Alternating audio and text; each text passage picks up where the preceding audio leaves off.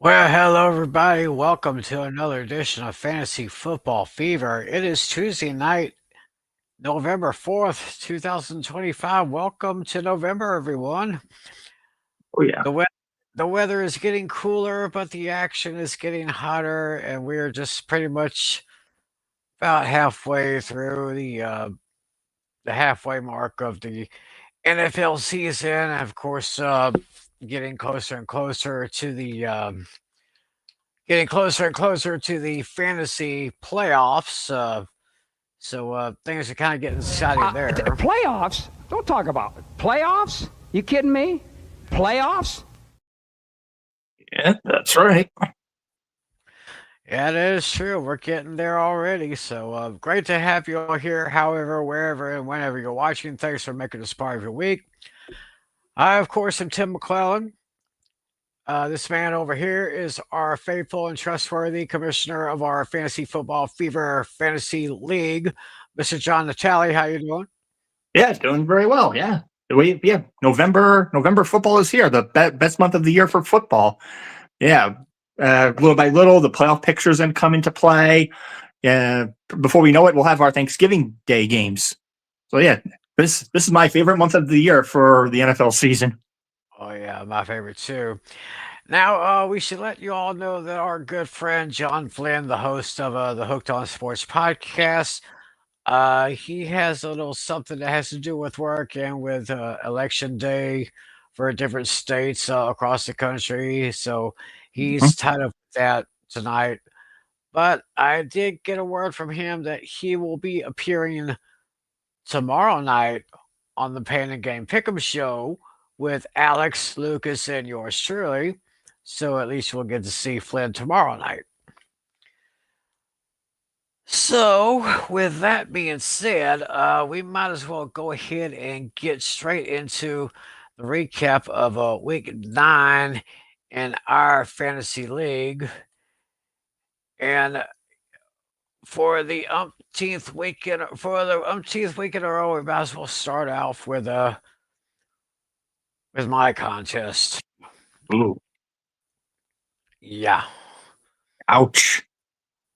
Yes, I have after beginning the season with a win, I have now notched up 8 losses in a row. Ugh. That is if this thing will come up here.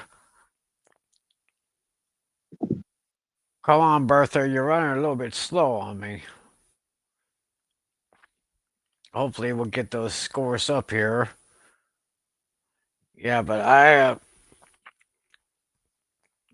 if Bertha cannot get it to me, then I could probably look it up here Oh, on there it is. myself. All right, we got the scores right there. Yep, it looks like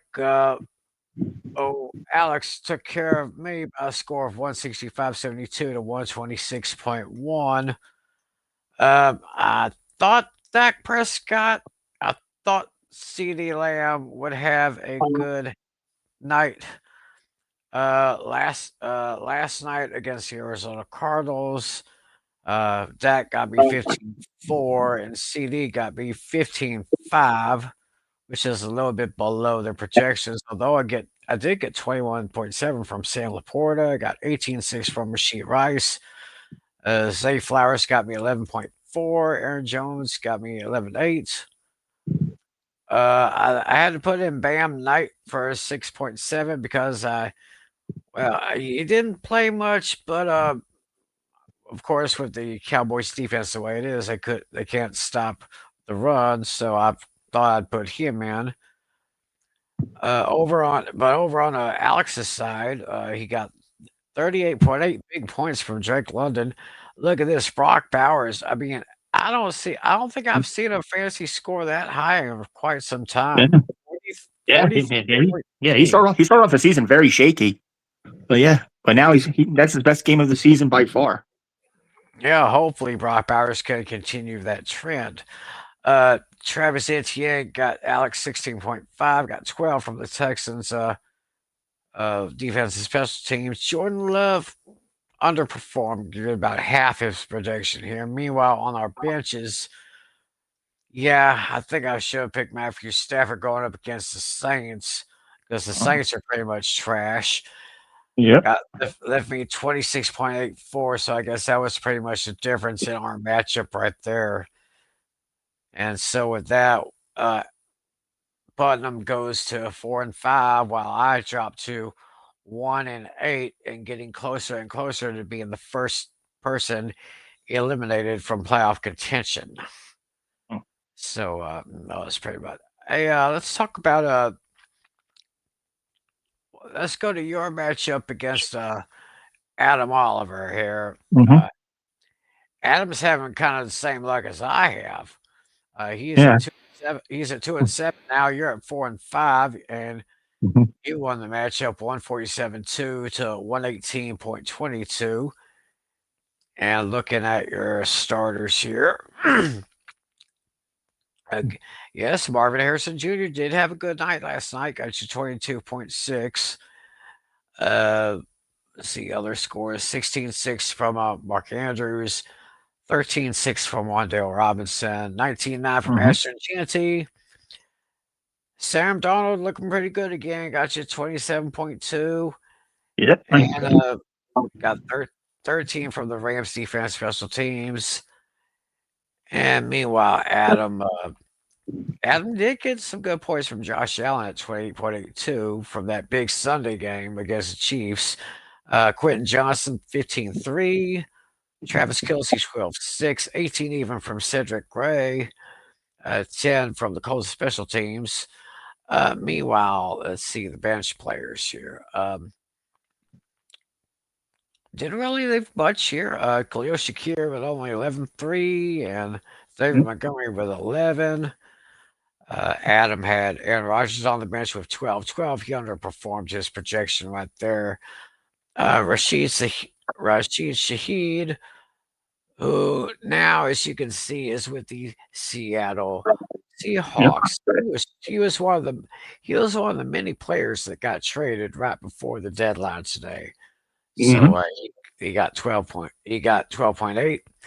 The Steeler defense woke up 23 points even. I'm surprised they really did a number to Green Bay this week. So with that, Adam is now 2-7, while Natalia, you are at 4-5. Yep. Let's go ahead. Let's take a look at Flynn's matchup. He defeated Dino by a score of 157.96 to 128.1. Look at Flynn's numbers. Oh, he did pretty good here. Lamar Jackson 25.56. Christian McCaffrey 34.3. Woo. Ooh, yes, indeed. Jalen Warren was 16.9. Nico Collins 14.5. Kyron Williams at 17.4. Seahawks defense special teams at 15 and 10 from Chris Boswell. Meanwhile, Dino got 21.2 from Trevor Lawrence, got 20 from Josh Jacobs, 22.8 from Kyle. Let me see that. Kyle Monan.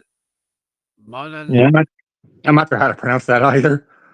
But I he's think. filling in for. I, Yeah, but, I, yeah, he's filling in for I, DeAndre Swift because he got injured. yeah, I think Flynn would probably know how to pronounce that name. Got 23 from Devontae Williams, got 11 from Jack Campbell. And take a look at their bench players. 27, 24 from Jackson Dart had a pretty good day. Mm-hmm. Falcons defense scored 15. Cortland Sutton got 10. Meanwhile, over here, only 2.9 from Matthew Golden, 8.5 from Brian Thomas Jr. So that was probably the difference here. 27-24 from Jackson Dart. So, but I mean, I can see why he started Lamar Jackson playing against the Dolphins. I mean, I can see that. Oh yeah.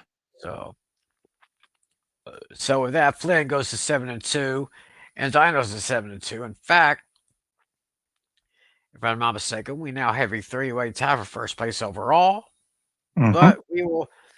But we'll go to the playoff brackets in just a little bit here. Meanwhile, we're going to go talk about Andrew's matchup with Casey.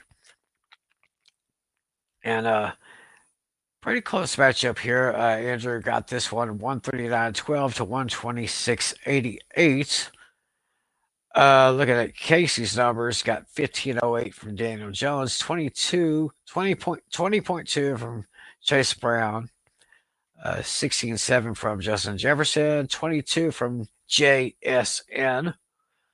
Amon-Ra St. Brown with 18.7. Defense for Lions got him 11 points. And meanwhile,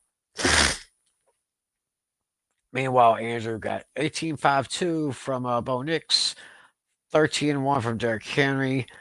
T. Higgins went off for 33.1 there. Trey McBride got 16.5. Trayvon Henderson at 12.7. Broncos got him 10.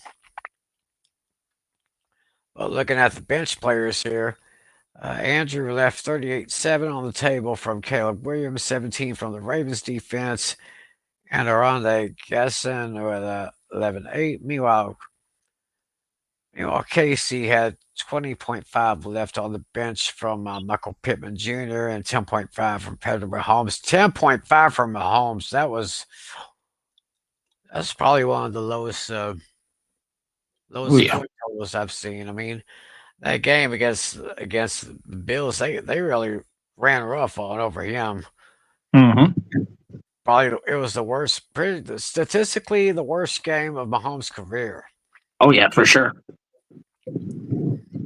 And so with that, Georgia Crushers, that's Andrew, he goes to 6-3, while Casey goes to 4-5. And the last matchup was David against Lucas. Probably the biggest margin of victory for this week, 125.6 to 79.86. Let's see here. Lucas got 27.7 from Justin Herbert, 13.5 from James Cook, 22.8 from Puka Nacua, which is pretty much an average week for him, And as I always say, Puka Nacua, or was this Nakua Matata? What a wonderful place. Yes, exactly. Alex Singleton from the Denver Broncos got 10 points there. Got 17 from Kaimi Fairbairn, the kicker for the Texans. Meanwhile, David got 16.36 from Drake May, got 16.6 from Devontae Chan, 12.8 from Stephon Diggs, 17.1 from Jamar Chase. Looking at the bench totals, Jaden Daniels, 15.22, 16.6 from RJ Harvey, 17.6 from Jameson Williams. I said RJ Harvey is going to be pretty dangerous. I mean, after what he did the week before against Dallas.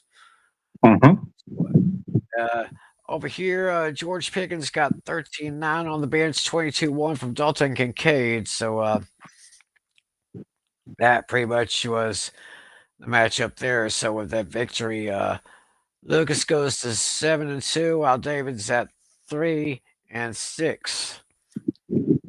So let's see here. Let's find the playoff bracket. Because we're getting close to our fantasy playoffs. So, but right now we just want to see 5 games. I believe it's 5 games left on the schedule. Let me see. We're in week 10. Yeah. So, the season playoffs start week 15. So you got 10, 11, 12. Yeah, 5 weeks left in the regular season. Yep. It's coming up. It's coming upon us pretty close. So let's take a look at now. I know that if the playoffs were to start right now, of course, me and Adam would be eliminated. So me and Adam, and then yes, essentially both of you have to run the table at this point. Pretty much, which is not going to be a very easy task. It would be me and Adam, and then Putnam and Casey. David. Oh, David, yeah. So right now, if the playoffs were to begin, Flynn would get the number 1 seed in the bye. Then Andrew would get the number 2 seed in the bye. Mm-hmm. Uh, you, Natalia, would get the number 6 seed, and you would face the number 3 seed, who is Lucas. Right. And then the number 4 seed, Dino, he would be facing off against Casey, the 5 seed. That is, if Mm-hmm. the playoffs were to start this week. Right. But as I said, we got 5 more weeks to go. So we'll just go. I don't know what's wrong with my throat. Anyway, we'll just go ahead and take a look at the previews for this week's. Oh, hold up a second. Maybe a little swig will help me. Oh yeah. Yeah. I got some good milk in here, y'all. So okay, it looks like Bertha's getting kind of slow again. Ah. I'm telling you, one of these days, I am going to get me a better laptop. I just need to try to save up some money and try to figure out where I can get a nice, inexpensive laptop. Mm-hmm. Okay, here we go. All right, bro, let's get the numbers in place. Oh, yeah, I got two guys on the buy no, 3 guys on the buy. I got one, put one on the. Looks like the graphic went away. Uh-huh. And I might be able to. So, it looks like Hold on, I could try to. oh. Yeah, I may need your assistance on this one, bro. I might. I guess probably got. I got to log in here. Give me 1 second to. Yeah. Get here.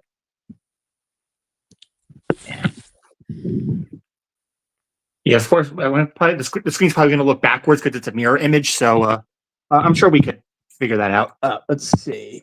Scoreboard. Yeah, it's Okay. Since we tried getting you to yours first, yeah, we'll start with yours. So let's see. yeah. All right. Let's see. I think they're all supposed to click scoreboard or matchup, but yeah, mine's just spinning around. It's taking a second. There we go. I think. Okay. Kind of fuzzy, but let's see. Okay. Let me see if we can turn that a little bit. Try to. All right. Well. Okay. Well, I've got my screen up here, so I'll just go ahead and explain to everybody here. Okay. Right now, Casey has the advantage over me, 128.9 to 89.1. I've got 3 guys on the bye. I think I've made a couple of waiver claims, so hopefully they will go through. Looks like he's got a. I mean, he's projected at 128.9, and he's got this one spot. His second running back spot is open. Yeah. So unless he's trying to make a claim. Let's see if he has any backups. Well, no, he has no. Chase Brown's on the bye, so that's not going to work. And Omarion Hampton's on IR, so yeah, it looks like he's on his way to making a claim. Yeah, he's gonna have to make a claim here. He must have dropped somebody. So let's just let's go to our recent activity for a second, just to see if he dropped someone. I'm just kind of curious about that. He might have. Oh, okay, no, he probably just moved somebody. He just moved someone to the bench. He didn't drop anybody. All right, let me go back. Yeah, I thought he might have. I know that I've made a couple of waiver claims here. I think I'm dropping Keon Coleman for someone else, and then I may be dropping DeAndre Swift, but I have to go back and check to see what waiver claims I have. So yeah, well, you got to fill in your wide receiver spot, your flex spot, and yeah, let's see. Yeah, I mean, you do have Ricky Pearsall, but right now he's questionable to play. But yeah, right now you might drop Keon Coleman, but otherwise you have Darnell Mooney or Chuba Hubbard. Yeah. Yeah, I'll just take a look on my cell phone to get a Uh-huh. quick look at the claims that I have. There you go. Yeah, Yeah, I look. don't say them though. So you never know who might be watching. So Oh, I would say don't say it because you never know. You never know. One of our league mates could be watching. So right, right. Good call there. because yeah, Yeah, I also made a claim too. So right. So, yeah. So I've got to make some few changes here. Hopefully, those claims will go let me see. through. Well, let me see. You might be first on the waiver order. So let me see. Oh no, actually no. David's first on the waiver order. Oh, you're right now. You're seventh on the waiver order. So we'll, Yeah, we'll see. The waiver I think order. I'm The waiver order is seventh very too. random. Yeah. Yeah. So, that's a random thing. So we'll just have to wait and see what happens here. But I gotta get back on my winning ways. Otherwise, I'm pretty much eliminated if this week if I go down. Because yeah. So I think looking at the standing, I think it said right now. I think you have a 2% or a 1% chance right now. I just want to check something here. Let me go to the Right. standings. Yeah, it says you're currently have a 2% chance to make the playoffs. Yeah.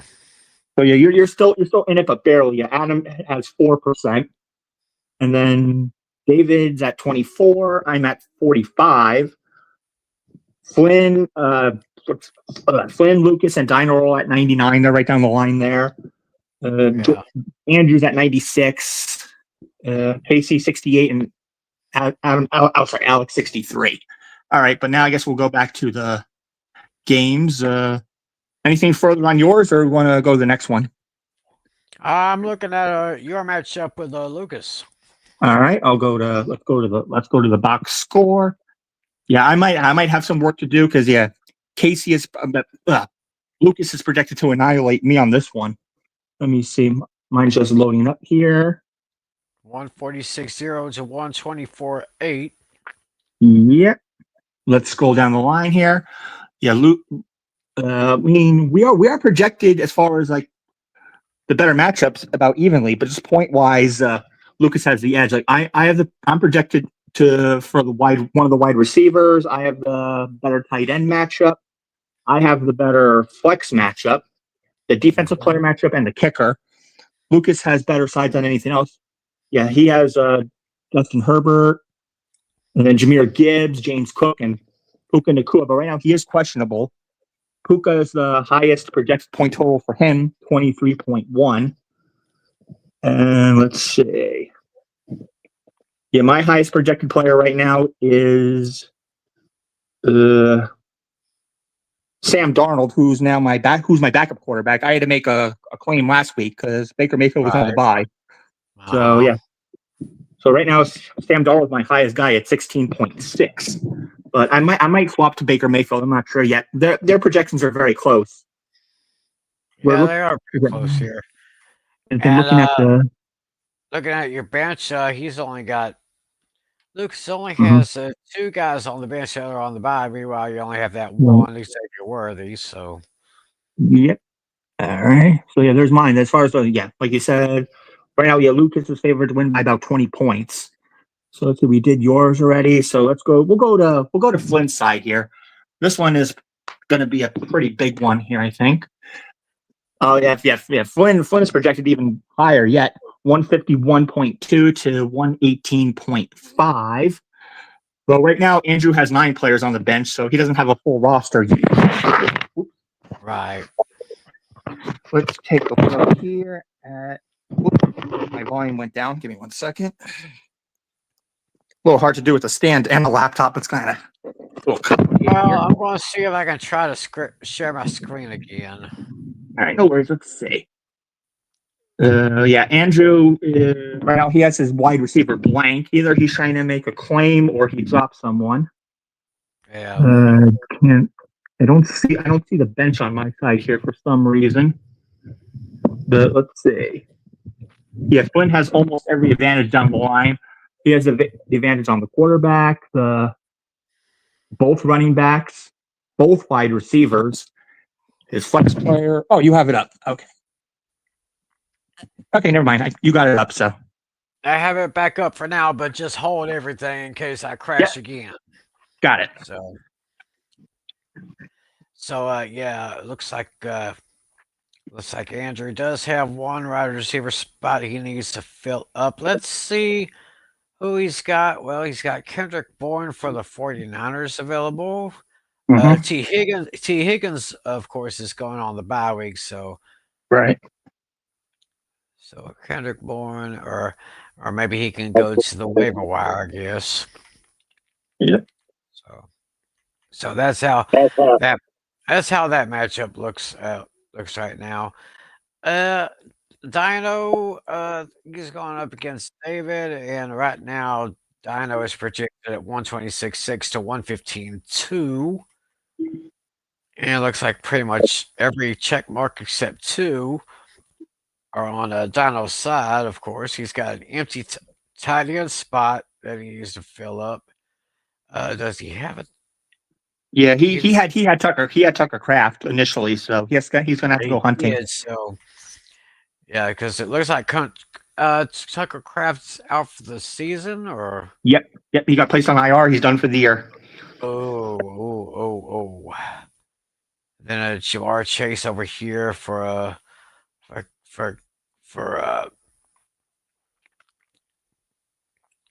David.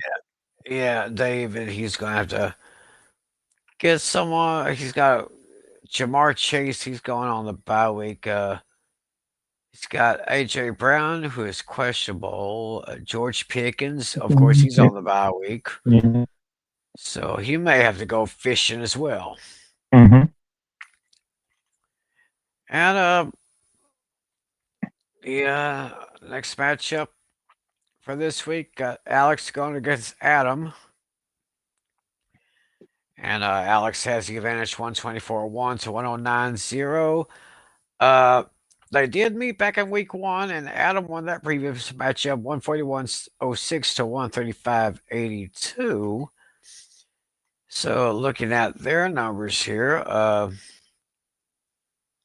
looks like Adam has this one. Shamir Dyke, wide receiver for the Titans. Titans are on the bye week as well as the Cowboys, so we'll have to sit out Aubrey. Javonte Williams on Alex's side. He's going to have to bench him. Let's see. Let's see what their bench players is. So Adam's going to need a wide receiver and a kicker. Doesn't really have. He's got Chase McLaughlin, so yep, he might be able to plug him in, although he's only projected at 8.2. And over on Alex's side, he's got to replace Javonte Williams. Tony Pollard is on the bye, so he may have to go fishing as well. So, so that's pretty much our matchups for this week here. Yep. So, so as that being said, as everybody may or may not know, we had the trade deadline has already come and gone. That was 4 p.m. Eastern, which would be 3 p.m. Central Time, and there was a ton. There was a lot of moving and shaking in the NFL today. You said you had something. You had a list of something of some of the trades here. I got a page. I got a page here on ESPN. Well, let's start with what your Cowboys did. Your Cowboys made 2 moves. Let's just start there. Your thoughts and reactions to their trades. Okay, let me look for that one. Oh yes, the Cowboys got Quentin Williams, a defensive tackle from the New York Jets. Now the Jets made a lot of moves today. Oh yeah, one of them was trading their defensive tackle Quentin Williams to the Cowboys.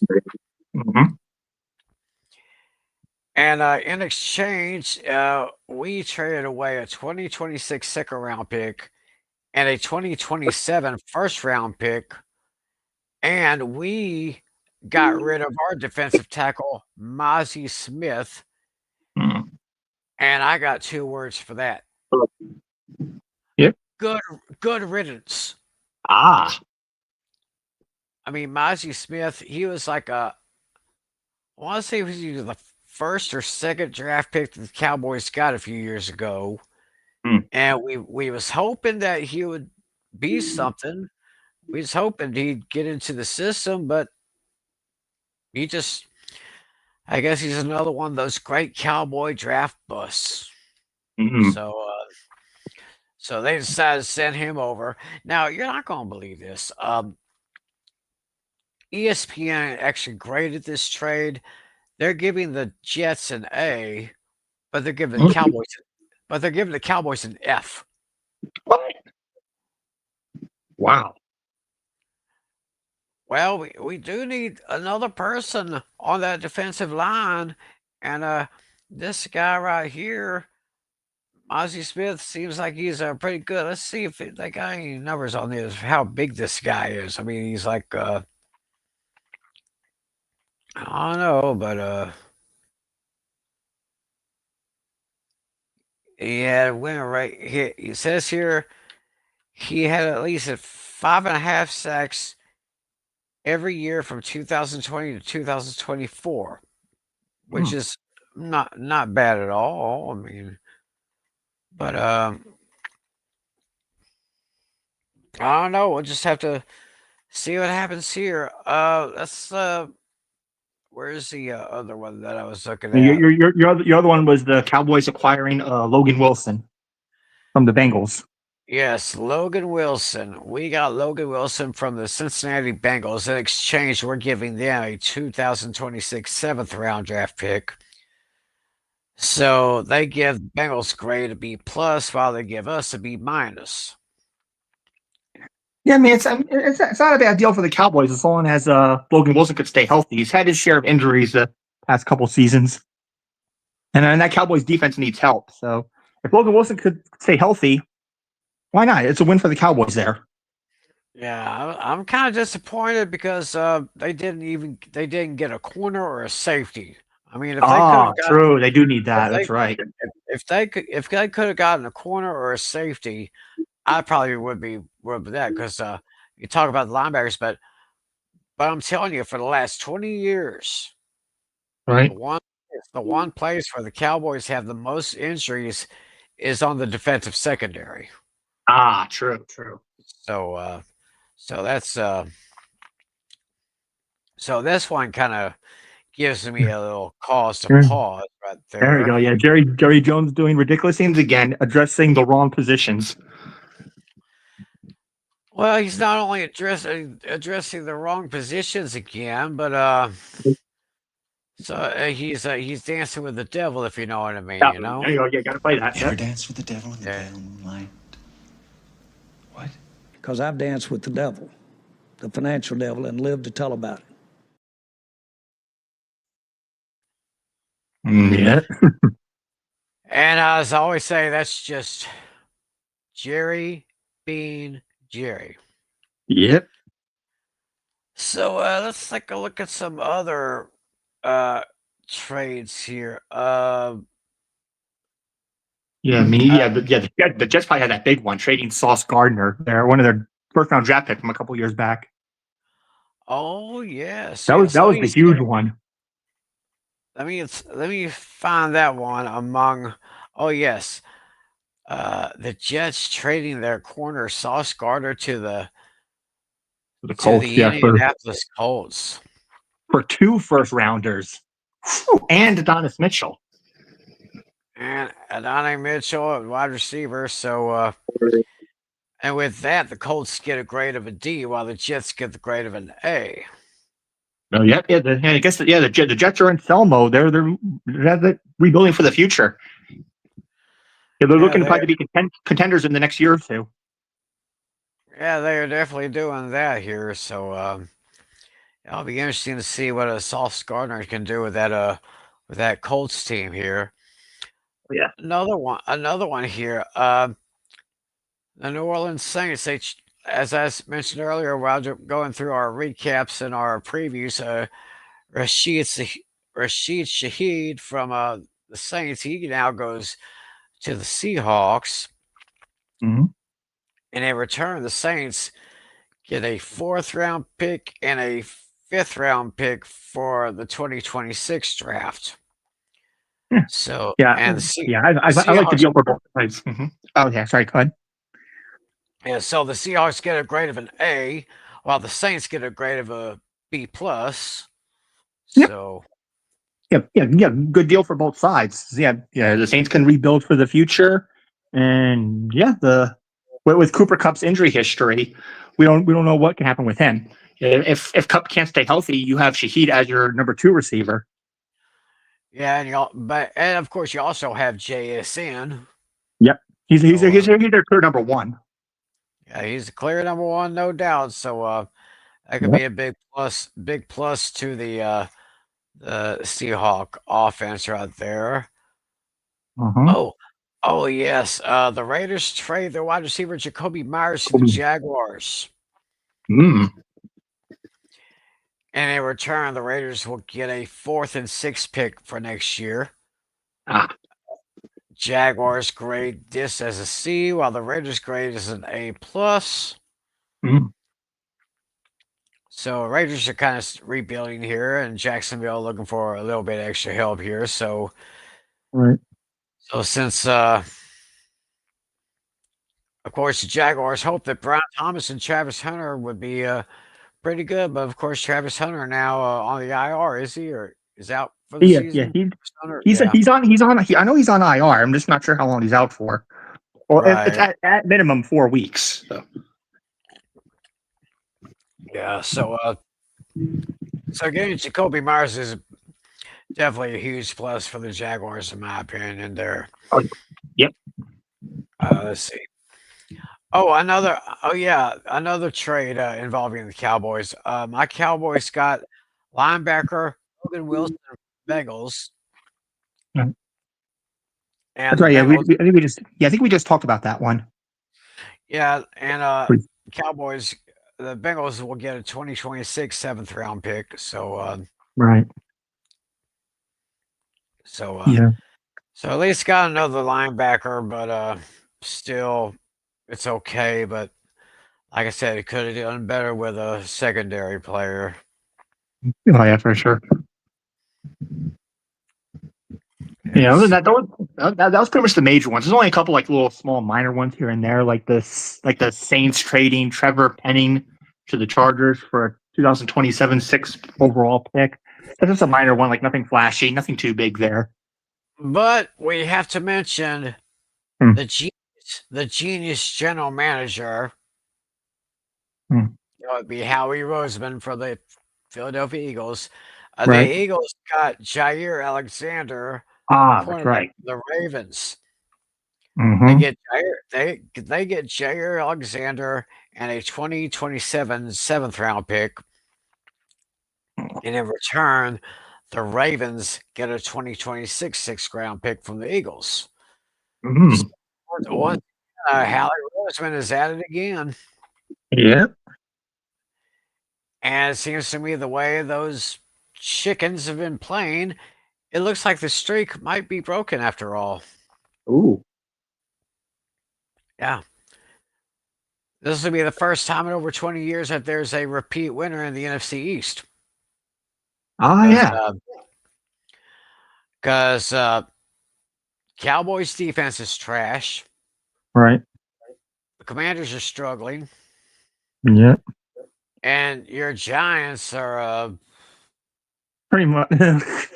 they're trying, but they're not doing it. They're still not doing enough. yeah.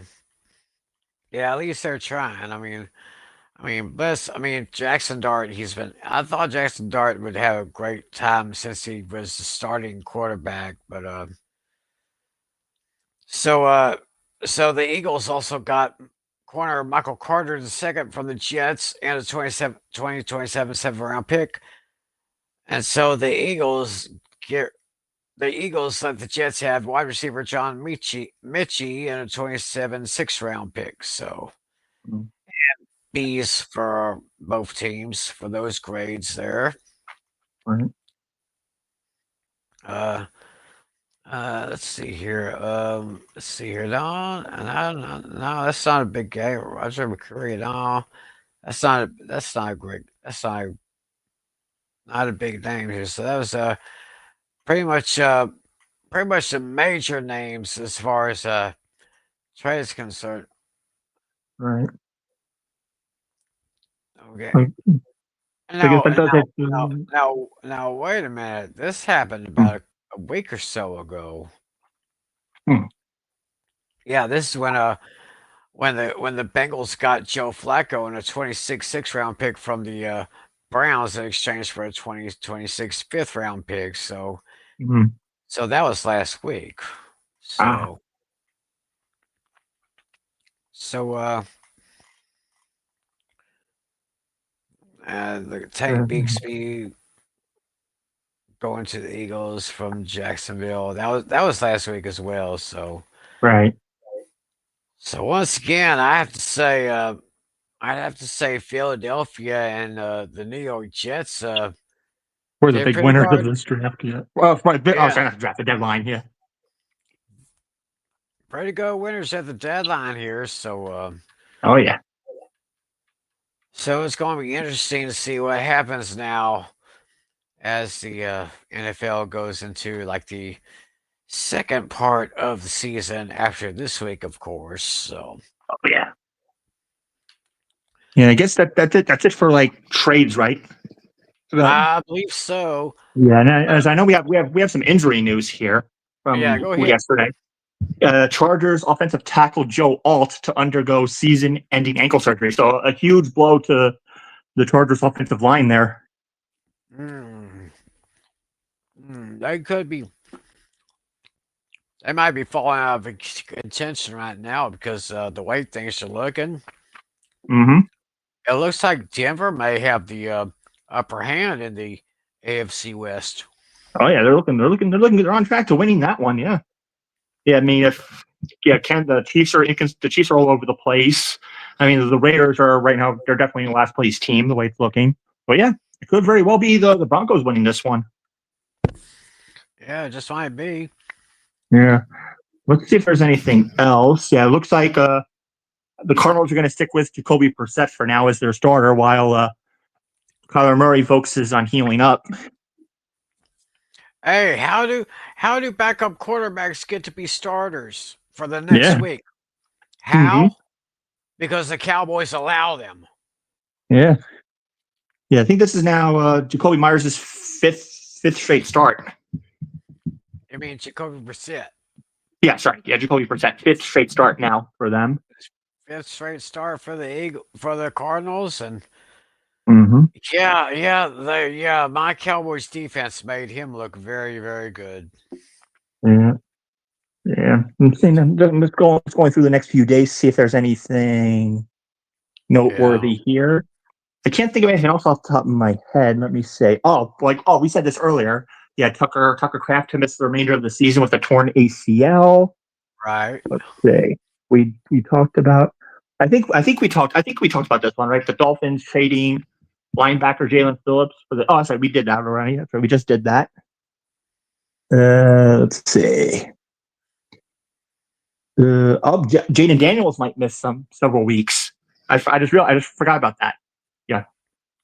Quarterback Jaden Daniels suffers a dislocated left elbow in a loss to the Seahawks. Expected to miss several games. Marcus Mariota is going to fill in for a little bit. Yeah, I heard that if you looked at that injury at one particular angle, you probably would have hurt seeing it. Oh yeah.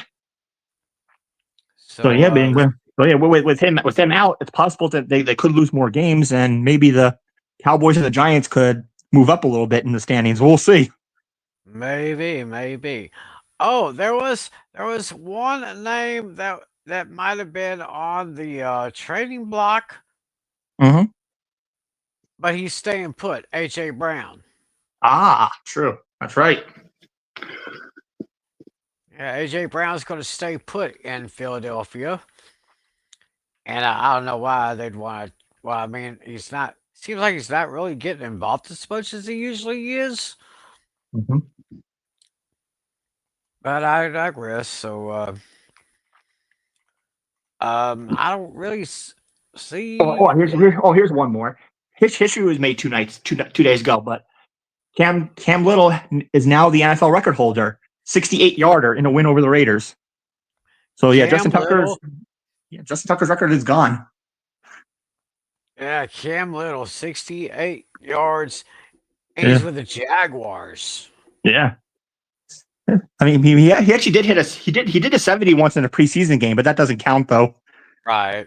So, so Oh yeah. everyone's saying. So I know what everyone's saying right now. Mm-hmm. The new Uh, Mr. Automatic, I guess, uh, or one of them, Mr. Automatics. Him, and Aubrey. Yeah, yeah. Aubrey attempted to tie the record. Aubrey went yeah, for it. he tried going for it, but it kind of went a little bit to the left last night. Yeah, Or yeah. It, yeah, it had so, it had the distance. It just went the wrong direction. yeah, true. Yeah. Other than So that, I don't think I see anything else here. I see that C.J. Stroud suffers a concussion in the last game. He exited early. yeah, that could be trouble right there for the Houston Texans. Mm-hmm. Let me And see. Let me see if I can. Let me see if I can look up the. See if I can look up the depth chart for the Texans and sure. see who got as their backup. Let's see here. Oh, ad blocker crap. I don't like this crap.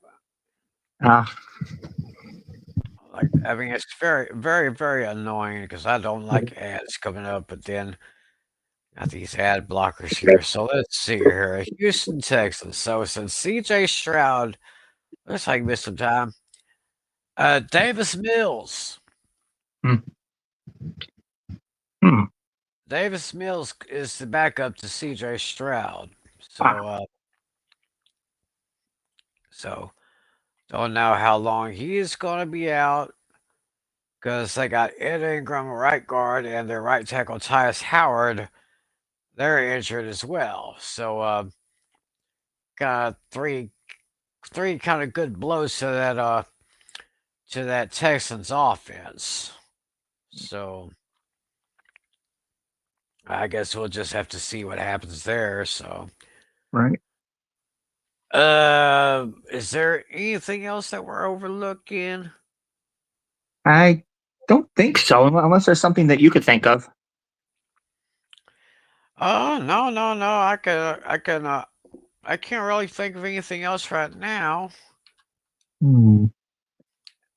Except we can go on. I think we can Yeah, go I do have. on I mean, to I do have the on this day in NFL history that I was gonna do. I was gonna yeah, revisit. yeah, you can go ahead and Let go me on to see. that. There's a specific one that I'm looking for. Let's see if I could find it.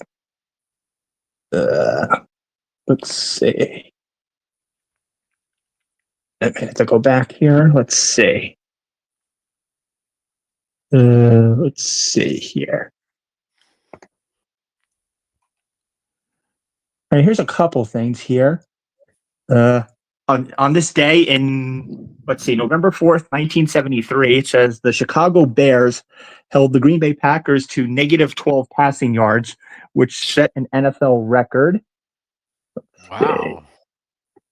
You know, there's one I'm definitely looking for, but somehow the uh, let's see. Another one here is running back Adrian Peterson. Oh no, that's not the one I'm looking for. Let me see. There's a certain one I'm looking for. Well, This while you're looking for that, I will wish a happy birthday to former Dallas Cowboy wide receiver Dez Bryant, Oh, let's see. who, by the way, is a native East Texan. Went to Lufkin High School, which is about a couple hours drive away from where I live. Hmm. So happy birthday to Dez. And and since I brought up his name, I might as well say it again. He caught the ball Yep, that's right. in that playoff game against the Packers. He caught the Yes. ball. So that's it. That's all. So I Here's guess. the one. Okay, now Oh, I found the one I was now, looking for now. Yeah, yes. this happened in 2021. Randall Cunningham, he set the NFL record by reaching 30,000 career passing yards. 30,000 career. Randall Cunningham? Wait a minute. Yeah, Randall Cunningham achieved like 30,000 passing yards. I think that's the one that might be the one I was looking for. No, That I was know a record that that was and that was in 2021? 2001. Oh, 2001. Okay, I was going to say. Yeah. So I mean, 2001. Yeah, that was probably his final year, I think, in the NFL. I believe so. I just want to make sure. I don't think there was anything else, but I'm going to double check that. Let me just say. Let me just make sure there's nothing else I wanted to mention from the history here. Let's see. Right. Let's see. I don't think there's anything else. Let me just see.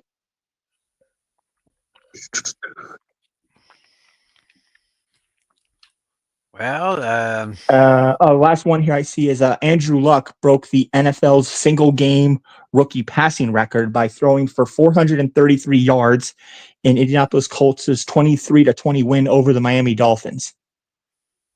oh yeah. So that might have won. Never mind. Okay. Yeah, I thought I saw something about Sauce Gardner, but I misread the year. Never mind. Yeah. Yeah, so just a Oh, couple pieces of history there. yeah, a couple pieces of history. And I believe you said you had a trivia question for today. Yes, I do. All right. And I believe our friend Dashy has one as well. All right, let's read Dashie's first. It says, Bob Trumpy passed away last week. Here's my trivia question for this week. Who holds the record with most interceptions in a game? Ooh, that sounds very familiar. I'll have to think about that Hmm. one. Oh, wait a minute. Wait, you said interceptions thrown. So, Oh, okay. so Most basically, interceptions what you're saying, thrown. which quarterback holds the record for the most thrown interceptions? That's probably what he's saying. I'm not sure if he's talking about in a single game. I think that's what he's saying. Yeah, most thrown interceptions in a game. Hmm. Uh, Hmm. I may have an idea. I could be wrong, but Hmm. but I'm going back to this one game many years ago. One of the worst games I've ever seen. So your question is, Yeah, mine basically just came from a picture I saw on my news feed. But I mean, I'm sure, as you know, the Cleveland Browns had historically one of the worst records in. I think they were one of the 0-16 teams back then. I want to say I forgot what year it was, but I'm sure you remember that the 0-16 Cleveland Browns. yeah, that was a while back. Yeah, I saw this. I saw a little picture of every AFC team's worst record in their franchise history. So my question is going to focus on the opposite end. Out of every AFC team's worst season record wise, which team had the best record? The best of the worst. Yes, from the whole AFC basically. Take, The whole take AFC. every take every AFC's worst record into account. There's one team that stands alone with 5 wins that season. Which team was that? So we're just focused on AFC. So you know it's obviously not the Browns. So that gives you now a 1 in 15 shot of getting it right. Okay. Some teams had 1, a few teams had 2, so on. But there's one team alone that had 5 wins. There were 5-11 that year. Well, this one team has just is the first one that I thought of, but of course we'll have to we'll have to wait and get those answers for that. But right now, as I reset these things here, Mm-hmm. let's go ahead and take that off of there. And now let me add this here. Add this control here. Let's go click on this here. And we will go into our week 10 predictions. All right. All right. Now, before Dashy says anything, Yeah, the teams that are on the bye. Yeah, I got them written down, unless you have it yeah, already. yeah, I've got it right here. I'll go ahead and put that up right there. This week's bye week's teams are the Cincinnati Bengals, my Mhm. Dallas Cowboys, the Yeah. Kansas City Chiefs, and the Tennessee Titans. Yeah, so that means if you have players like Patrick Mahomes, Jamar Chase, Dak Prescott, George Pickens, Tony Pollard, you'll want to bench them because they're going to do you no good this week. Yep, they're all great players, but they won't do you any good this week. So you'll have to wait till next week to kind of put them back in your lineups if you can. So Mm-hmm. that's what you got to do. So now, how is it that Flynn was able to make that image that we see here fill the screen? Because I'm not sure how to do that. Let's see. But unfortunately, he didn't give a graphic. The graphics that he usually gives with all the Oh, with like all the the point spread. spreads here. Let Yeah, me the point see. spread. I could probably pull up. I got an idea. I could pull up the NFL. I might just have to pull it up matchup by matchup, but there might be a spread listed. Let me see. I'm gonna go on the But ESPN thing here too. I actually have the spreads right here on my little Okay, thing. you have it written down. Okay, gotcha. I haven't written down. I haven't written down. So folks, as we make our picks, we'll let you make yours. Yeah. See how well you do. And if you have fantasy questions while we're doing this, you feel free to drop them below. Oh yes. Go ahead. Let me put that up there. Got any fancy questions? Send them to us, and we'll see if we can answer them. So we start, of course, with Thursday night football. Um, we have have a very interesting AFC West matchup. The Las Vegas Raiders are going to Denver. They're taking the Broncos, and the Broncos come in at 9.5 point favorites. Mm. So what are you thinking? Yeah, I mean the Raiders are struggling a lot. I mean they got rid of they traded away I think Jacoby Myers, so that's already a big loss on their wide Right. receiver front. So they're already down one player there. So now that means what's his name? Trey Tucker might be the top receiver now on that list. But yeah, on the other side, yeah, the Broncos are looking really good right now. They're currently on track to winning this division.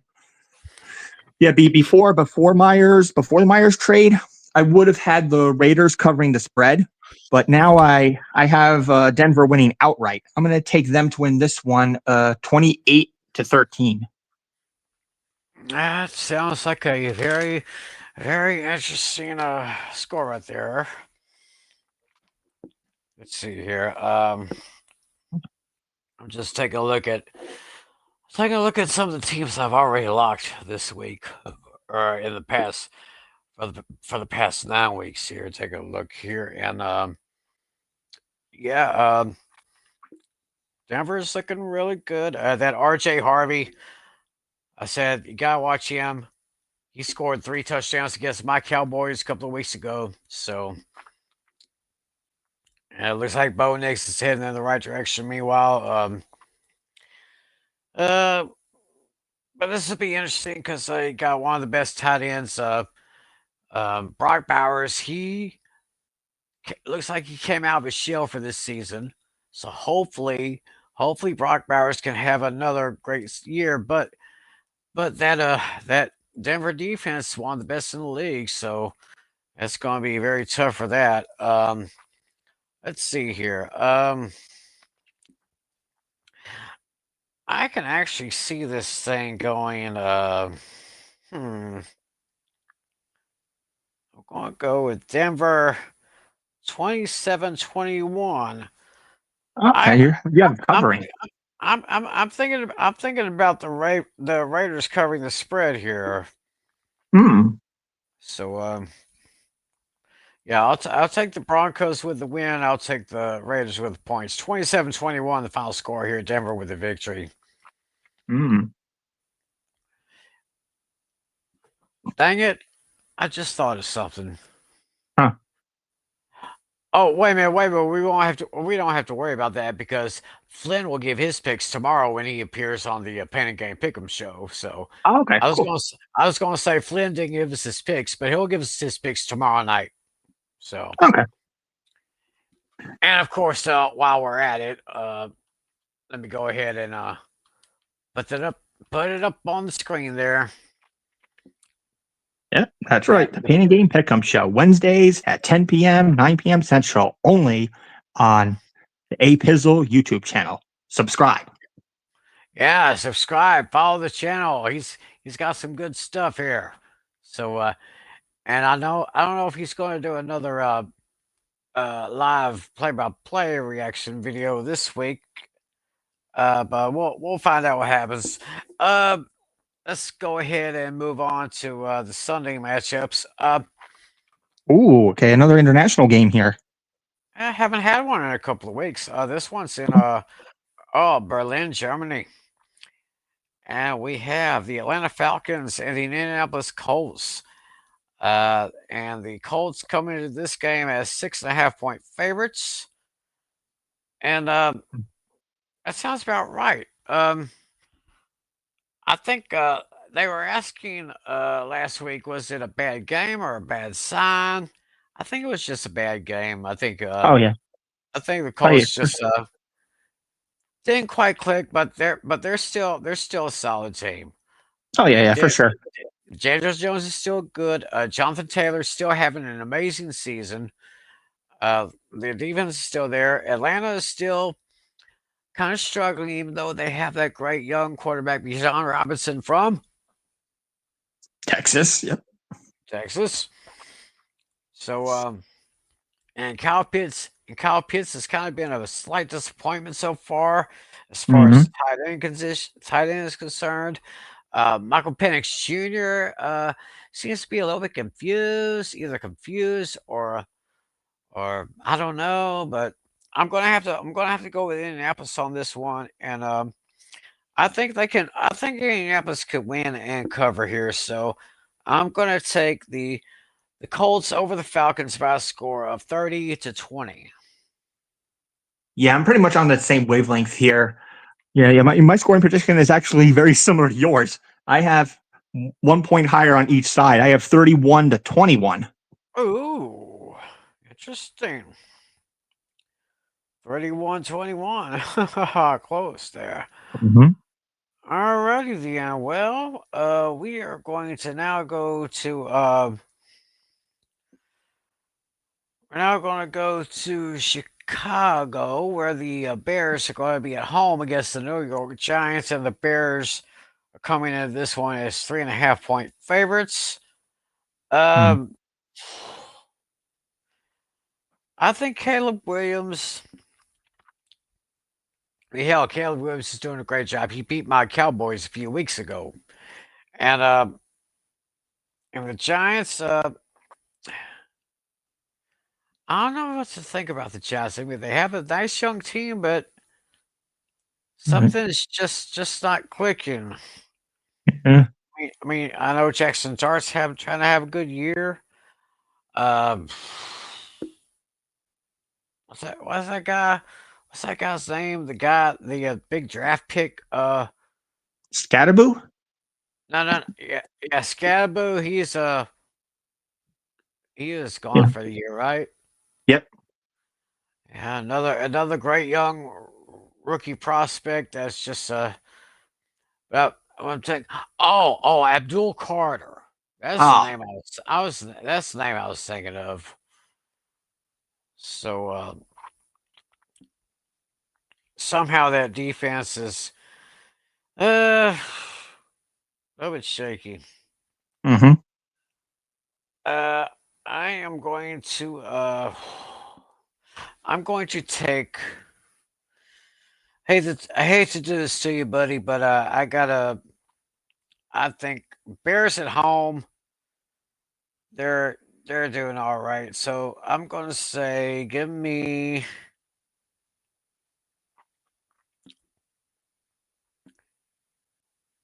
the Bears by a score of 26-21. Ooh, yeah, this one's a tough one for me. But I think I'm going to stick to my guns on this one. I think you guys might remember a couple weeks back that I posted a picture in our group chat. Out of the next 6 Giants opponents, how many of those games will the Giants win? And I said 2. I think, and this game was one of them. I'm actually going to stick by that. I think something's going to click for this game. Because I did pick the Giants to beat the Bears, and then for the future, the Patriots. Those are one of their 6 opponents coming up. I think something's going to click here. I think Dart's going to have a great game. I think Tyrone Tracy and Devin Singletary are finally going to step up. Yeah, and yeah, since this is a 3.5 point spread, I believe this qualifies as an upset special.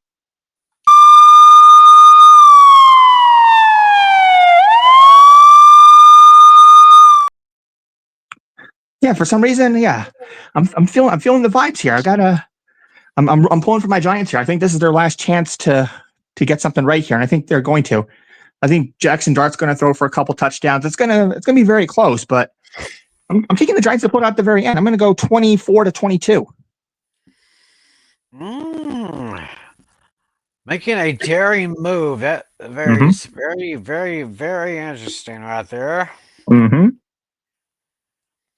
Now we go to South Beach, where things have not been going too good for the Dolphins this year, and to make matters worse, they have the Buffalo Bills coming into town. And the Bills come in at 9.5-point favorites. Great battle. I mean, whenever you get the Bills and the Chiefs together, you know it's going to be a damn good game. But it was a little too good because Patrick Mahomes was kind of off his game a little bit. Actually, he was off his game a lot. All right. But Buffalo's coming in. Miami is just. I mean, they did get a win this past week, I think, but I can't remember. But the Dolphins did get rid of their general manager Chris Greer, like they always do. But for some reason, they were still holding on to Mike McDaniel. But he's still on the hot seat. All right. I'll say that. But as much as I hate to do this to my man Alex Putnam, who is our big time Dolphin fan, I will have to go ahead and take the Buffalo Bills to win and cover here. Give me the Bills over the Dolphins. Let's call it 33. I'm going to go 33-22. Buffalo wins and covers. Yeah. This one, I was kind of tempted to make this my lock of the week, but I think I already used the same matchup the last time, so I'm going to have to change it up this time. The Bills are looking very strong. Yeah, the Dolphins are a hot mess. How Mike McDaniel is still there, surprising me. They're actually going to keep him until the end of the season at the very least. Despite rumors, they are keeping Jalen Waddle. I guess it's kind of a good thing that they did that because otherwise, who else would they go to? Right. Yeah. I mean, unless they were, but no, never mind. The Dolphins had no intentions of trading Waddle, so. Right. But I'm kind of surprised by that because, in a way, it kind of surprised me because I thought they wanted to rebuild for the future, but apparently not. They got some clueless ownership there.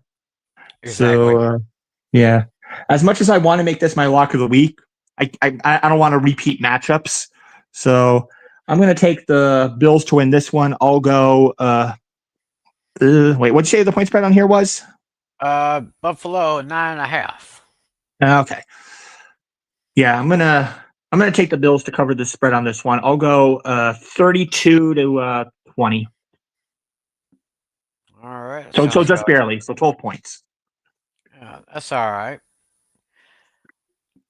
We go now to Minnesota. The Vikings are at home, and they're bringing in the Baltimore Ravens, and the Ravens are coming in at 4.5-point favorites. Hmm. Let's see here. If I can't remember what happened last. I threw away the schedule from last week. I think I had the Vikings winning. I can't remember. Could you look up last week's schedule if you don't mind? Sure. Let me see. Trying to Week. figure out who the Vikings played against last week. Oh yeah, they played the Lions. That was a back and forth game. They beat the Lions by 3 points that day, 27-24. Yeah. And okay, and now they got Yeah, they I mean, got I know I had Lions. I know I picked the Lions on that one. So yeah, I do too. So, but they got Baltimore coming in, and Lamar Jackson is back. Mhm. Usually when he's in, he's usually balling. Mhm. So this may be kind of a stretch for maybe kind of a stretch for JJ McCarthy and the rest of those Vikings there. But if Lamar's in charge, then I really can't bet against the Ravens, and the Ravens are coming at 4.5-point favorites. I'm going to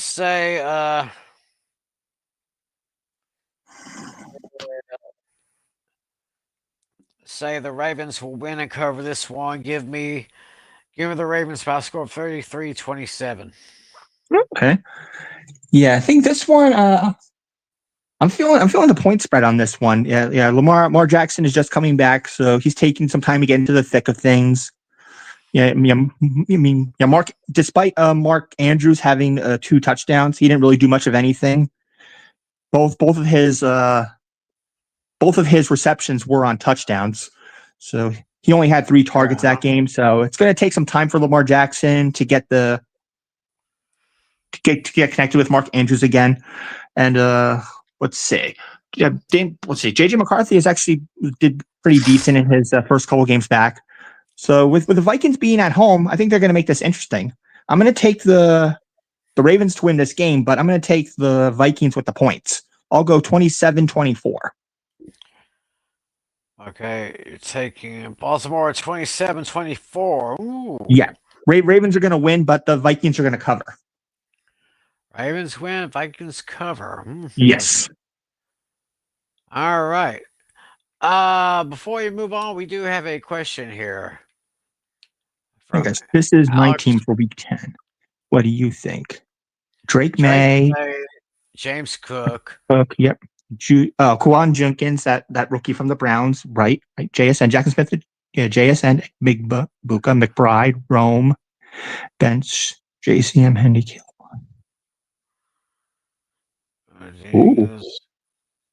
Woody. I think that's Woody Marks, maybe. I'm not sure. And I think it's supposed to be Wan'Dale Robinson, or yeah, that's Wan'Dale Robinson. Let's see. Yeah, I actually like this. I actually like this setup. Yeah, 10-man PPR. That's just like us. Like, should I trade Wan'Dale and JCM for Chase Brown? Yeah, I don't hate it, but let's go back and see what his running backs are. I think it was James Cook, Quinshon Judkins. Yeah, I think I would do it. You could use that extra running back there. Yeah, James Cook and Judkins are very solid players, but yeah, you could definitely use some depth there. And yeah, I definitely like Emeka Ibuka. I also have him on my team. And you definitely got the best tight end in the league right there in Trey McBride. Yeah, why not? Build up on your depth there. You have I think this guy you have a very solid roster. Looks really, really good. Yeah, definitely use some more running back depth. I would do that trade. Well, what do you think, Yeah, Tim? that sounds about right. Trade what for Chase Brown? Yeah, that sounds like he would have a pretty good running back core there. Oh yeah, So but that's a nice trio. Yeah, Chase Brown, the Cook, and then that's a nice solid three right there. I would definitely do that trade. yes, sir. Well, thanks for watching and thanks for your question. Anybody else have any more questions, y'all? Feel free to let them out to us as we go along here. We're now going to go to we're going to New York, where the Jets are going to be playing against the Cleveland Browns. And actually, looking on this schedule here, Mm-hmm. I actually see two of these. And in my opinion, this game, the Browns and the Jets, is one of them.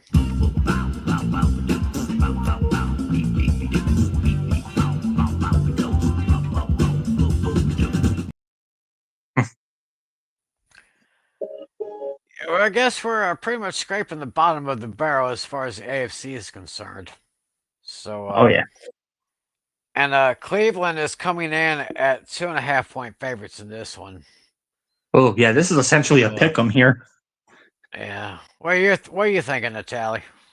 Yeah, I mean, I was already thinking the same thing right out of the gate. So no need to play it again. We're definitely in agreement there. Right. Yeah, I mean the Jets were lucky to get their win there. I mean Browns have been terrible too. So this one was really hard to say. This one I actually went back and forth on. I mean, initially this was one of the two wins that I had the Jets getting, but now I've since then had a change of heart here.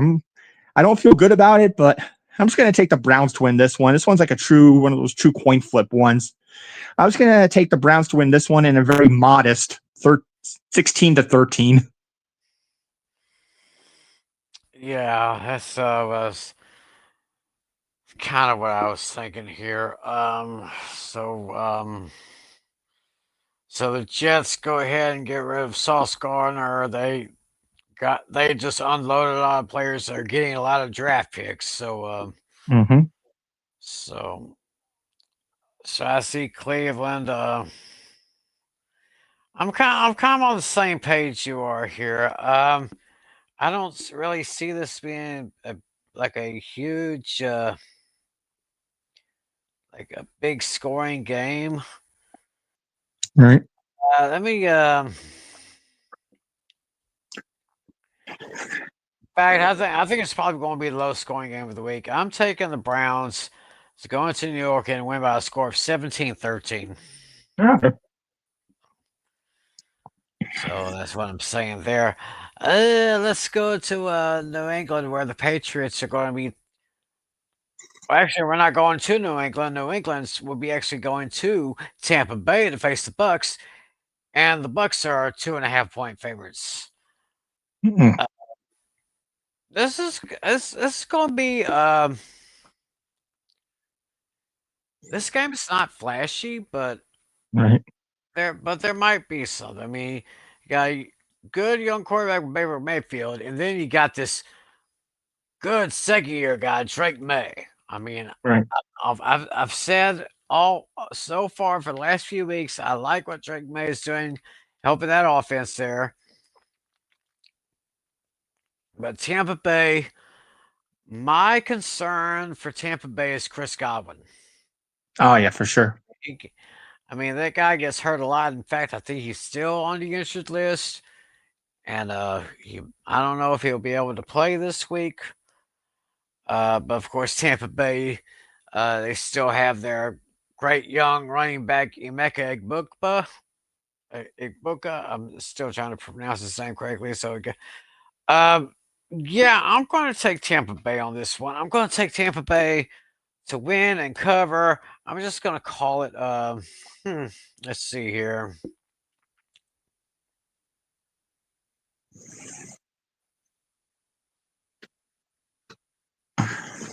I'm going to say Tampa Bay 27, New England 23. I mean, the Patriots are going to make this interesting, but I think I see Tampa Bay win this one at home.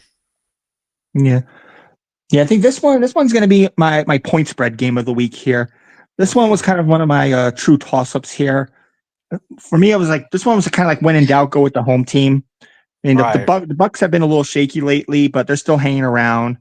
I think, Mika Ibuka is still playing through his injury. 3 straight games he's had single digit fantasy points. So I got to look for him to get back on track here. I mean, I look for Baker Mayfield to get back on track. He's had a couple of duds lately. So hopefully third time is the charm for them. I'm going to take the Bucks to win this one, but I'm going to take the Patriots with the points. So I'll go 23-21. All righty then.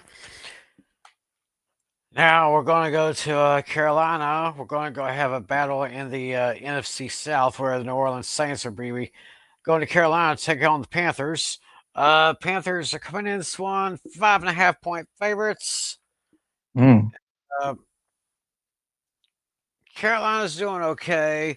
I mean, I'd say kind of in the middle of the pack of the NFC South.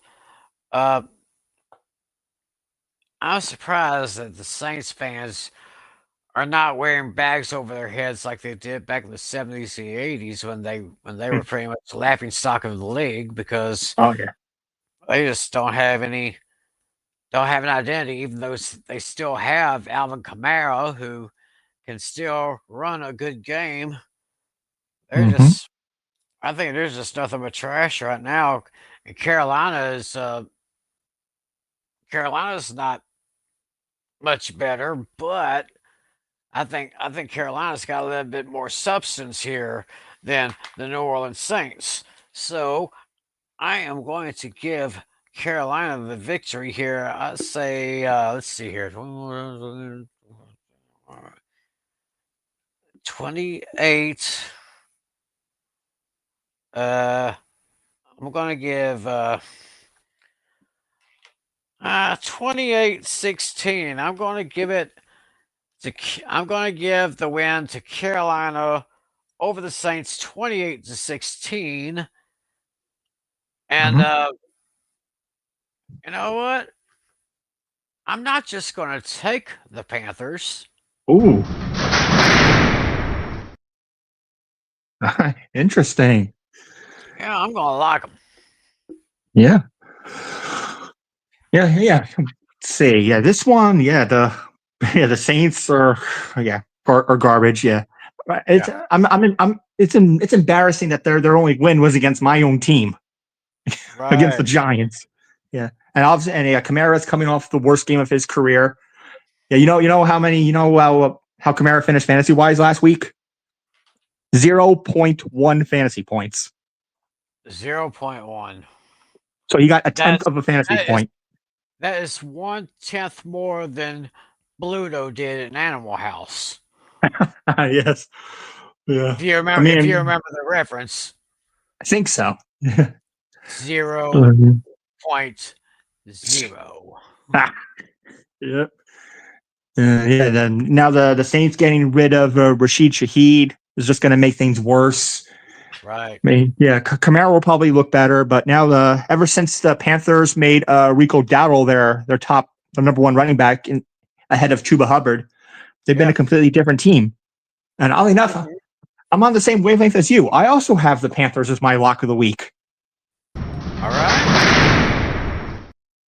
Yeah, never thought I would use Carolina and lock of the week in the same sentence. Yeah, it's kind of weird. Yeah, so I'm going to take the Panthers to win this one 27-12. It'll be interesting to see how Flynn picks this matchup for tomorrow night when he goes on Pain and Gain with us tomorrow. So it will be very interesting. We have another AFC South matchup. The Jaguars going into Houston to taking on the Texans. And the Texans are 1.5 point favorites. So this is pretty much a pick 'em as well. Yeah, basically a coin flip here. Yeah. This would be my coin flip game, I guess. But yeah. But if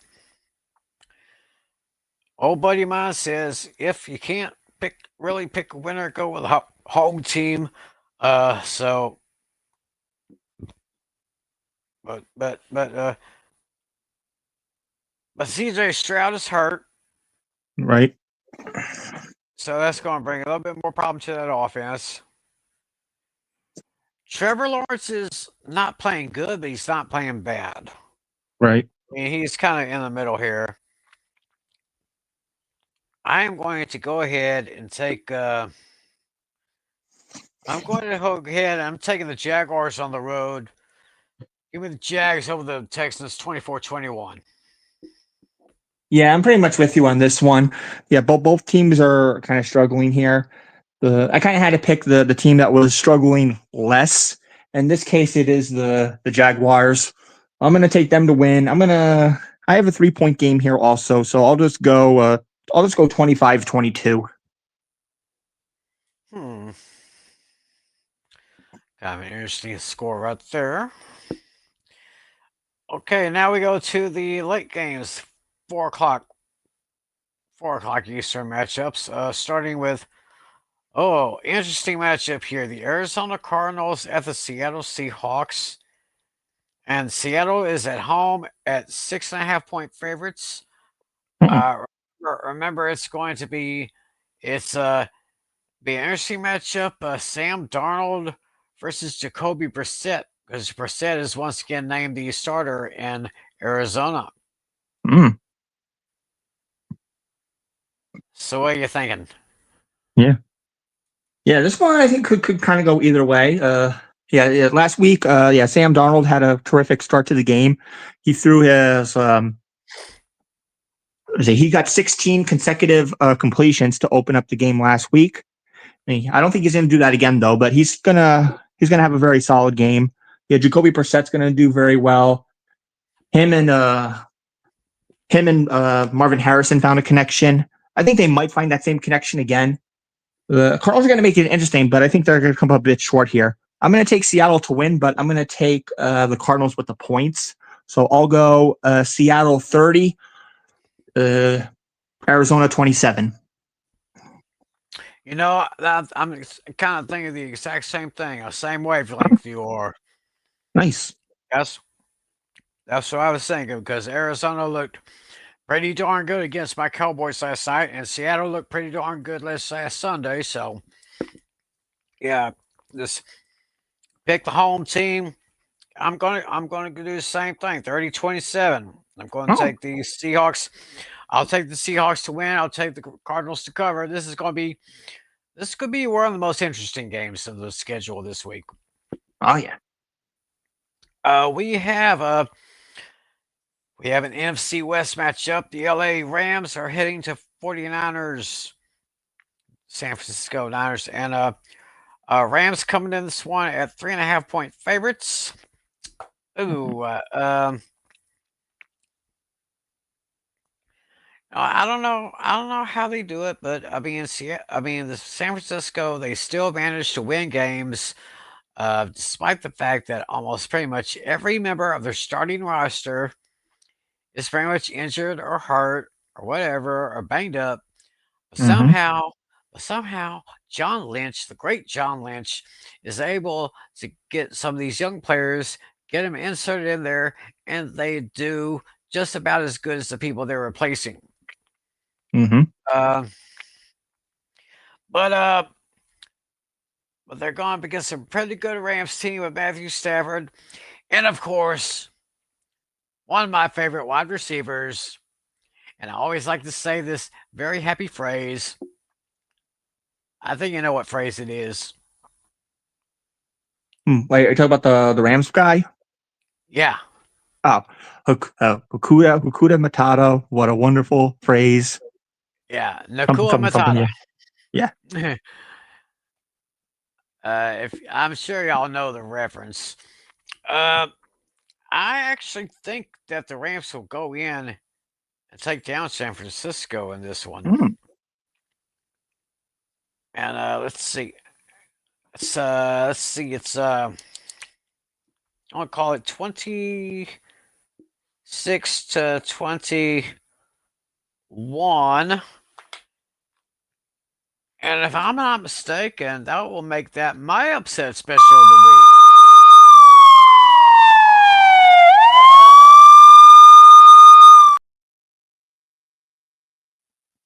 You said you're taking the Niners to upset, or did you take the Rams to upset? And I didn't catch I'm that. taking the wait a minute, hold up. I thought you said the Rams were projected to win. Yeah, they're 3 point. Yeah. Looks like I pulled the trigger on that one a little too early, people. Okay, so the Rams are favored to win. So yes, the Rams are favored to win.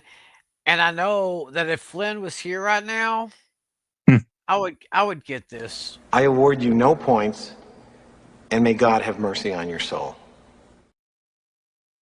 Oops. Yeah. Yeah, I know he would do that to me, but hey, I deserve it. So No worries. this is not my upset special. Yeah. I'm taking the Rams, and I'm gonna take the point. I'm gonna take the Rams, give the points. 26-21 Rams over Niners. Gotcha. Yeah, like I said, the 49ers always seem to find a way despite their injuries. And Puka Nacua right now has a questionable tag, but I think the way it's looking, he should be good to go, which is huge for the Rams. So in this case, I'm going to take the Rams to win this one. I'll go 32-26. Alrighty then. Now we go to the nation's capital, where the Commanders are going to be at home against the visiting Detroit Lions. Detroit coming in at 8.5-point favorites. And I've pretty much written down this score just as quickly as I said it. Washington is going to be without Jaden Daniels. They have a little bit of problems there. So it's going to be, you said Marcus Mariota again. Yep. So, and of course, Terry McLaurin's back in the lineup. Good to see that. But I think Detroit just had a bad game last week. I don't think it's a bad sign. It was just a bad game. Detroit bounce back. They'll get their feet back on the ground. They'll go into Washington, and they'll take them down convincingly by a score of 33-20. Yeah, I definitely feel the same way here. Yeah, despite the Lions' loss, I think they're gonna be just fine.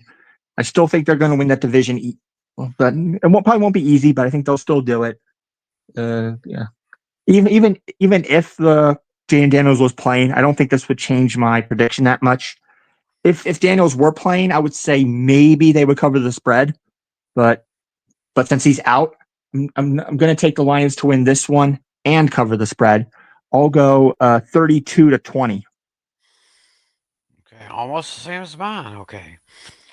All right, Sunday Night Football. We have the Pittsburgh Steelers at the Los Angeles Chargers, and the Chargers come in at 3-point favorites. I was thinking about this one just for a few minutes, and that Pittsburgh defense really woke up last week.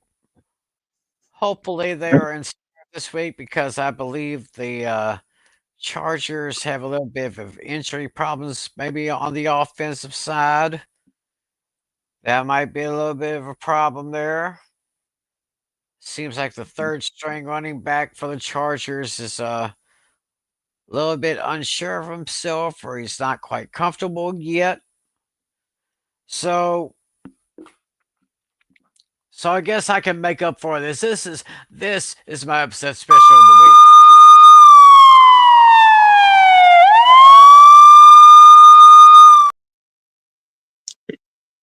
I believe somehow Aaron Rodgers is going to help these guys pull it out, and that defense, they looked so good last week, probably for the first time this season, and hopefully they can carry that over this week. This is my upset special. Give me the Steelers over the Chargers, 28-24. Ooh, nice. Yeah, this one was a tough one for me. Yeah, Sunday Night Football. I feel like this one, I'm actually tempted to label this as the game of the week. Yeah, both. I think this game is gonna be pretty intense. I think both defenses are gonna do fairly decent. It's going to come down to that final drive. This one was kind of a coin flip for me, but it was one of those when in doubt, pick the home team. I'm going to take the Chargers to win this one, but I'm going to take the Steelers with the points. I'm going to go a very singular point here. I'm going to go Chargers 28, Steelers 27. Oh, boy, a nail biter right there. Mm-hmm. And then we got Monday Night Football with a very interesting NFC matchup. I wouldn't say game of the week, but it is very interesting. It's the Philadelphia Eagles against the Green Bay Mother Loving Packers. It's at Lambeau Field. It will be on ABC and ESPN, and there is a Manning cast on ESPN2 with Peyton and Eli if you want to go that route. The Packers are at home, only 2.5-point favorites. Oh, you said the Packers are favorites in this one? Yes, 2.5 points. Oh, wow. Interesting. I think I would like to rename the quarterback. I would like to call him Jordan Like. Hmm. Because I like Jordan Love. I don't love Jordan Love, but I like Got him. it. But I mean, he's good, but he's not great. Right. And hopefully the offensive issues with the Eagles are not too bad. Looks like they're keeping AJ Brown. Hopefully they can get him some more targets. Jalen Hurts is still doing his thing. Zach Bond leading that defense. I hate to do this, but this doesn't really qualify as an upset special because it's only 2.5 points. Right. But oh my god, I can't believe I'm doing this. Yuck. As much as it leaves a bad taste in my mouth, I'm going to have to go with the chickens on this one. This is going to be a very interesting game. I don't know if it's going to be a very high scoring game, but give me the chickens over those Chargers by a score of 33-20. You mean Packers? You said Chargers. Chargers. I mean the Packers. Yeah. I was talking about the Chargers in the last one. Yeah. Give me the Eagles over the Packers, 33-28. Yeah, this game actually went back and forth on. I initially wrote Packers on my sheet here, but now that Tucker Kraft is out, that basically changes everything. He's had a very solid season, but now that he's injured, I forgot the Packers. I forgot the backup tight end's name now. He's going to be taking over. Oh, is it Luke Musgrave? I want to say is now their guy, if I remember correctly. So he's going to now have to fill in for him there. It's going to be a rough one now for the Packers, losing that key player there. But I went back and forth. I initially wrote Packers, but I changed. I called an audible on myself. I changed my pick to the Eagles. So I'm going to go. Let's see. I'll go 26-21, I guess. And to quote the senator, Fetterman, the Eagles are so much better than the Eagles. We'll just add a little flair to your guys' show there. Yeah, right. So, yeah, that's understandable. But you gotta love that senator, though. Mm-hmm. So, I guess that's it. But we got a little bit of unfinished business. We have to answer the trivia questions. Yeah, let's go to Dashies first. See if he's still with us. Yeah, let's see if he's still paying it. See if here. Let's see here. His name. It was the quarterback who was thrown. The most interceptions thrown by a quarterback in one game. Most interceptions thrown by a quarterback in a single game. And I've got a good idea. Oh yeah, go ahead. What are you thinking?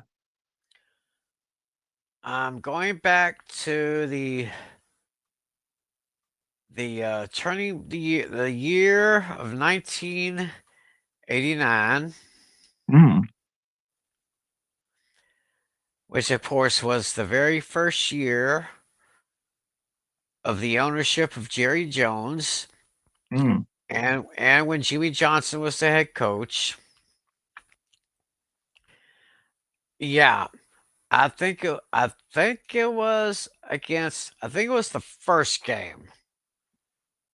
The first game of that year was in the old Texas Stadium, and I know he got sacked a lot of times, so I think he might have thrown a lot of interceptions. My answer, Dashy, if you're still watching, my answer to your question, Troy Aikman. Mm. That's an interesting thought. I'm gonna go a little bit further back. For some reason, Ken Stabler came into my mind. I don't know why, but I'm gonna go with him, Ken Stabler. Oh, the snake, God rest his soul. Mm. The snake, Ken Stabler. So, Dashy, if you're still there, oh, he already gave us the answer. Oh, let's see what it says. Oh, it says, answer to the question is Jim Hardy. Jim Okay, it says Hardy. he threw 8 interceptions in the Chicago Cardinals' 45-7 loss to the Philadelphia Eagles on September 24th, 1950. Oh, wow, that's way further back. Wow, that was before any of us were even born. Oh, yeah. September 24th. That was like a couple of months after my mother was born, God rest her soul. Oh, wow. Mm. Wow. So it was Jim Hardy for the Chicago Cardinals. Oh, okay. Oh, they lost to the Eagles. So he was the quarterback for the Eagles. He's the quarterback for the Cardinals, but he threw those 8 interceptions. So, wow, that was more than I thought. There would be no more than 5, but 8, yeah, that's a lot. Okay, so back to your question. Yep.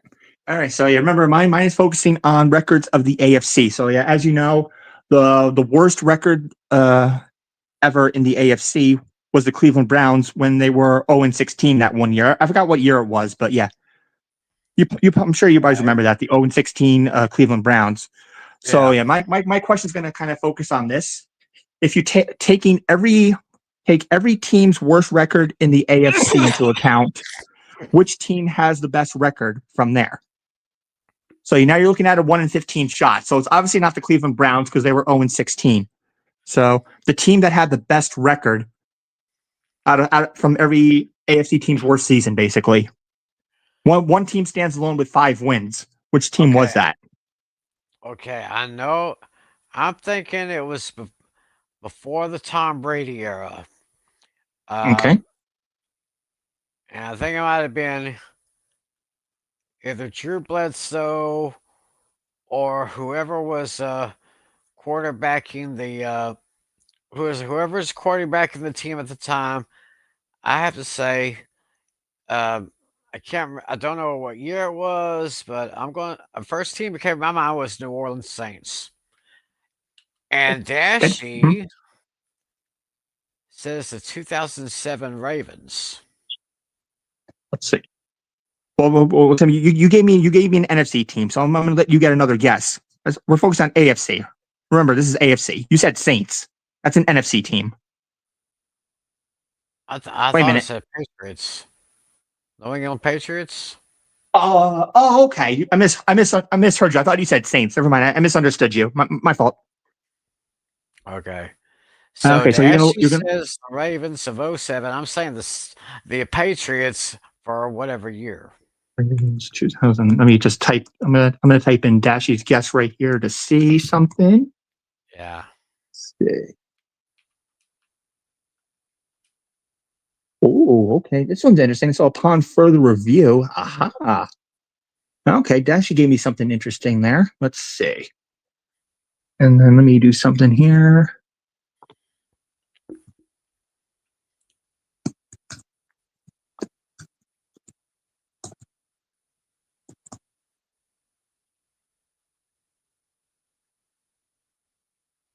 Let's see. Okay, so let's see. Oh, okay. Dashy gave me something interesting here. So Yeah, so yeah, the graphic I have was actually slightly off. Yeah, so it turns out Dashy is half right. The 2007 Baltimore Ravens were 5-11, but the answer I have on my graphic that I saw online was actually the Steelers' 1998 season. So technically, Dashy was correct because yeah, the 1998 Pittsburgh Steelers were also 5-11. All So yeah, right. So so the answer I had on my graphic was the 1998 Pittsburgh Steelers, but however, the Ravens also 2007 was also 5-11. I just looked that up. So yeah, we'll give Dashy credit for that one all because yeah, right, Dash. All right, Dashy, this is for you, buddy.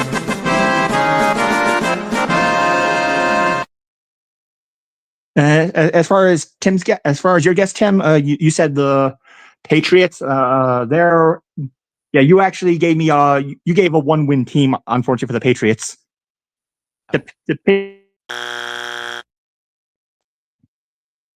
I looked up. I just typed in Patriots worst season just out of curiosity. It says the Patriots worst season was in 1990 when they finished 1-15. Yeah, I knew it was sometime before the Brady era.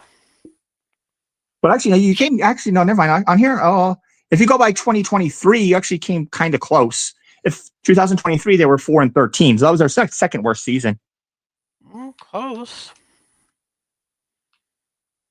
So very, very interesting questions there. Mm-hmm. And I guess on that little happy note, we will go ahead and wrap up this edition of Fantasy Football Fever. And don't forget, okay, so we got Flynn. He did his Tuesday edition of Hooked on Sports earlier today. So All if you right. go to Hooked on Sports on Apple iTunes, Spotify, TuneIn, where you get your platform, wherever you get your podcasts, or now you can watch him on Hooked on Sports. It's the same show. You can watch it on YouTube now. You can go ahead and do that right now. He just posted a new episode earlier today. He was talking about reviewing Week 9 in the NFL, talking about Game 7 of the World Series, gave his mid-season power rankings for the NFL. So very interesting information. He's got the new episode right now. I think his NFL episode should come out sometime Thursday or Friday. So y'all be sure to catch Hooked on Sports. And of course, tomorrow night, Flynn will be joining me, Alex, and Lucas tomorrow for Pen and Game Pick'ems on the YouTube channel right there. So, and don't forget, once again, you need to bench or drop any players that you have that represent the Bengals, Cowboys, Chiefs, or Titans. So That's right. So that's basically, so I guess that's basically it right there. Any parting shots for you to tally? Yeah. Well, yeah, this was definitely a great show. Yeah, this November is the sweet spot of the NFL season. Yeah, pretty soon the playoff picture will start coming into effect. Mhm. And yeah, before we know it, we'll have the Thanksgiving games, which is definitely my favorite time of the year when it comes to the NFL season. Oh yeah, definitely. And I do want to say one of the craziest trade deadline days of all time. Oh yeah, A lot of moving and grooving here. So just see how all those teams work out on that. So great show, Natalie. Thanks for joining me. Yep. And absolutely. And like I said, Flynn will be with us on the Pen and Game Pick'em show tomorrow. He'll be with us on Fantasy Football Fever next week. So I guess we'll go ahead and wrap this up. So for our buddy John Flynn, for Mr. Natali, my name's Tim McClellan. Thanks for joining us, everyone. Enjoy the games. Stay warm out there, everybody. God bless you. And as always, be a good sport. See ya.